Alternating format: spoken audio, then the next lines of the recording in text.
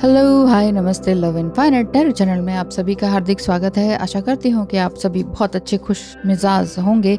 लेकिन फिर भी अभी आपको लग रहा है कि करंट एनर्जी तो देख ही लेते हैं, वो क्या सोच रहे हैं मेरे बारे में। हो सकता है कि आप दोनों मिलते भी हों, डेली ऑफिस में भी जाते हों, एक साथ ही मिलना बैठना रहता हो, लेकिन फिर भी एक ये हो जाता है कि वो एक्सप्रेस नहीं करते हैं, तो फिर आप किस तरह से जानेंगे। तो टैरो कार्ड है ना, तो चलिए देखते हैं बिना देर किए। आपके पार्टनर की एनर्जी, यस, ही इज काफी he is desperate to you. ठीक है, ऐसा मुझे फील हो रहा है कि कहीं ना कहीं डेस्परेट है।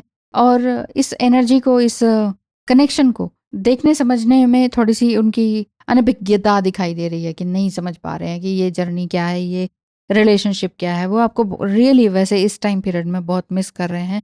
और उनके अंदर की जो इंटेंस लॉन्गिंग है, ये उनको इमोशनली वल्नरेबल बना रही है कहीं ना कहीं।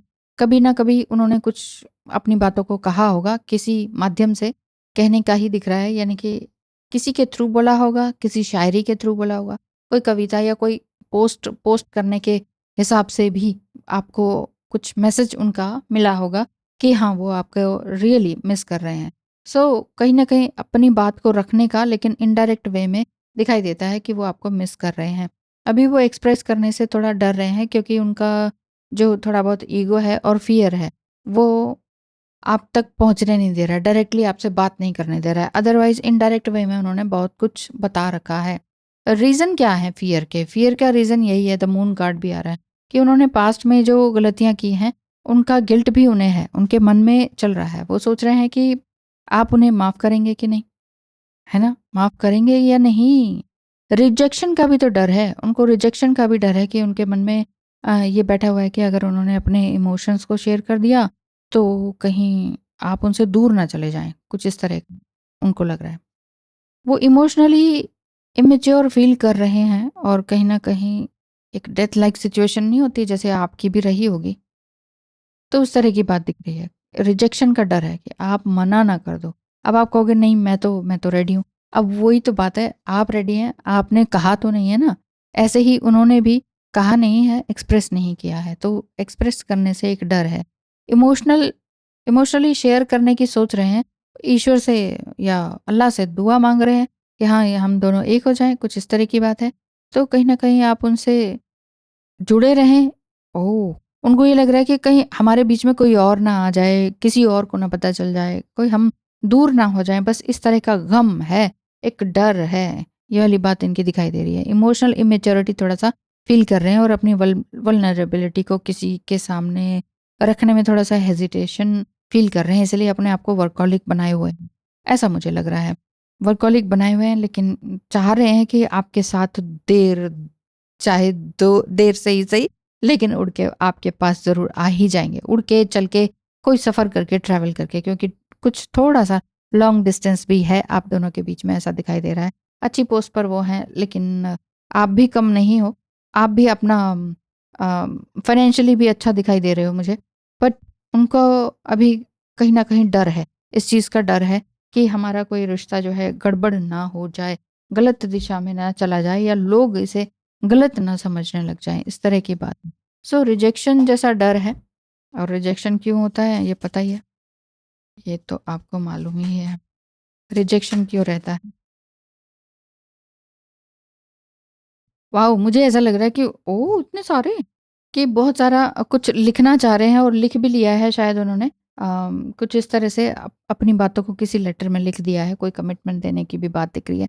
या फिर कुछ ऐसा हो सकता है, अगर कमिटमेंट वाली बात आपको नहीं फ़ील हो पा रही है अपने पार्टनर से, तो कहीं न कहीं आपको कोई ओह! सैड एनर्जी दिख रही है मुझे तो। आपके पार्टनर की सैड एनर्जी है। तो मैं ये कह रही थी, तो कहीं न कहीं से कोई कोई अच्छा प्रेज़िंग लेटर या जॉइनिंग लेटर आपको मिलने वाला है। आपने कहीं जॉइन किया है, या एप्लीकेशन दिया हुआ है फ़ॉरेन के लिए या कहीं और के लिए, तो भी ये हो सकता है। हो सकता है आपका पार्टनर जो है शिप में काम करते हों, मर्चेंट नेवी में हो, ये भी हो सकता है। बट यहाँ मेन चीज़ ये आ रही है कि वो ना अपनी बातों को एक्सप्रेस नहीं कर पा रहे हैं, ये बात है। इमोशनली आप बहुत स्ट्रॉन्ग हैं, आप उनकी हर एक बात को समझ पा रहे हैं, कि वो लाई डिटेक्टर वाली बात है ना, आप बहुत डीपली हर एक बात को पकड़ लेते हैं, ऐसा उनका है। उनके साथ जो आपका रिलेशनशिप है, वो इस तरह का दिखाई दे रहा है। और यूनिवर्स आपसे क्या कहना चाहते हैं ये भी देखें। करंट एनर्जी तो इस तरह की है ही। यूनिवर्स गीता डेक में से देखते हैं क्या कहते हैं। ओह माय गॉड, रिबर्थ का कार्ड है जो कि ये बता रहा है कि आप दोनों हमेशा के लिए एक ही हैं। जब भगवान कृष्ण ऐसे छोड़कर जा रहे थे ना द्वारका, तो सभी लोग लोटपोट हो गए थे, रोने लगे थे कि नहीं नहीं नहीं आप मत जाओ मत जाओ। सभी एक दूसरे से गैया बूढ़े बच्चे सभी आ गए थे कि ये द्वारका छोड़कर मत जाओ, इस तरह का। आपको भी कहीं ना कहीं ये फीलिंग आ रही है कि मुझे छोड़कर मत जाओ। आपके पार्टनर को भी कहीं ना कहीं ये फीलिंग्स है कि मुझे छोड़कर मत जाओ। यूनिवर्स ये कह रहे हैं कि अभी आपको पेशेंस रखना ज़रूरी है। और सीड ऑफ क्रिएशन का भी कार्ड है। यूनिवर्स आपको ये कह रहे हैं कि आप खुद ही को क्रिएटर हैं अपनी लाइफ के, तो आपकी जो एनर्जी है वो उन्हें पुल कर रही है और ये एक डिवाइन प्रोसेस है। लेकिन अभी उनका जो फियर है, उनका सबसे बड़ा ब्लॉकेज है जो कि इस टाइम पीरियड में डिसॉल्व करने में थोड़ा समय लग सकता है। बियॉन्ड रिलीजन, वही मुझे लग रहा है कि रिलीजन से भी अलग है आपका प्रेम। दोनों ही रिलीजियसली अलग हैं ऐसा दिखता है। धर्म दोनों के अलग अलग हैं ऐसा मुझे समझ में आ रहा है। और इमोशनली इमेच्योर होने के कारण फिर फ्यूचर की बात करें तो किसी न किसी तरह का कोई फॉल्स ईगो भी उनका जो है उनको मारे हुए है या दूर किए हुए हैं। द सेम लॉर्ड गणेशा आपको यही समझदारी की बात दिखा रहे हैं, सिखा रहे हैं। वो कह रहे हैं विवेक में रहो। विवेक इन द सेंस कि अपनी सही गलत की बातों को समझो, सही गलत का एक सही अनुमान लगा के रखो, अदरवाइज सारी बातें फिर गड़बड़ हो सकती हैं। क्योंकि फ्यूचर की पॉसिबिलिटी की बात करें तो इसमें a blessing to find your way, इस समय में अपनी अपने रास्ते को खुद ही आपको ढूंढना है। A blessing to find your way, बहुत अकेलापन देख लिया आपने अपनी लाइफ में।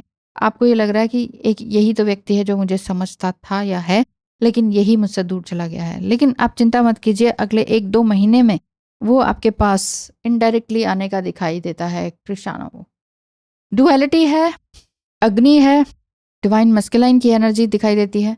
ठीक है, वैसे तो इनको आप अश्वनी कुमार भी मान सकते। यहाँ मुझे 2 अलग-अलग रिलीजन से आप दोनों मिले हुए दिखाई दे रहे हैं, ऐसा लग रहा है। स्पेशल मैसेज आपके लिए यही है कि अपनी एनर्जी को ग्राउंडेड रखें और उनके ईगो बैटल्स को पर्सनली ना लें, क्योंकि काली कपाली महाकाली आपके साथ हैं, आपके आसपास हैं, आपको हर तरह से प्रोटेक्शन दिए हुए हैं। एक छोटा सा स्टेप होगा, लेकिन उनके लिए आपने इमोशनली बहुत बड़ा स्टेप लेना है। इमोशनली लेने का मतलब है कि आप जिस तरह से ये वर्कहॉलिक हो गए हैं, आपको भी अपने लिए वर्कहॉलिक हो जाना चाहिए। डिवाइन टाइम पर जब जो होना होगा वो एग्जैक्ट टाइम पर एंकर करेगा। ठीक है, तो यूनिवर्स आपसे यही कहना चाहते हैं कि जब वो रीच आउट करें तो आप अपनी एनर्जी को काम एंड रिसेप्टिव रखें। ठीक है, ताकि वो अपने इमोशंस को फ्रीली एक्सप्रेस कर सकें। ये नहीं कि शिकायतें करने लग जाओ, अब आए हो, ये देर होगी, वो देर होगी, ये था वो था इतना। ठीक है, तो परेशान होने की जरूरत नहीं है। वापस आने का दिखता है क्योंकि he is really desperately thinking about you and missing you badly. ये वाली बात दिखाई दे रही है। ये कॉन्फिडेंटली इस समय में मैं कह सकती हूँ कि आपका पेशेंस और अनकंडीशनल लव ही इस कनेक्शन को अल्टीमेटली एक दूसरे के साथ जोड़ के रखेगा, एक कॉन्ट्रैक्ट सा बनाएगा, ऐसा मुझे दिखता है। Thank you so much. ध्यान रखें अपना, अपने इमोशंस। God bless you.